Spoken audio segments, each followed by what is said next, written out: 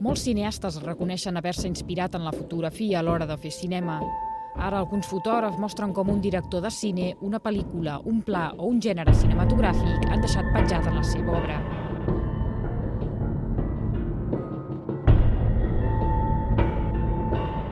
Deu fotògrafs, representants de diferents generacions i corrents de la fotografia documental i seleccionats d'entre una trentena de membres de l'agència Magnum, plasmen en la seva obra la influència que el cinema ha tingut en la seva feina.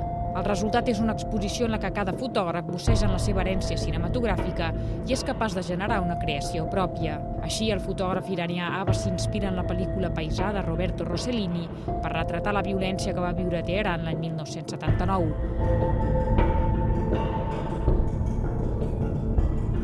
Alex Soth ha recorregut milers de quilòmetres de Texas per buscar sales de cinema abandonades, guiat pel record de la pel·lícula en el curs del temps de Wim Wenders. Un videodocumental creat com a homenatge a l'imperi dels sentits, retrats urbans que evoquen el cinema negre americà o grans noms com Antonioni, Kieslowski o Tarkovsky són altres exemples del material que conforma l'exposició. And I like this sentence of Paul Klee, the painter.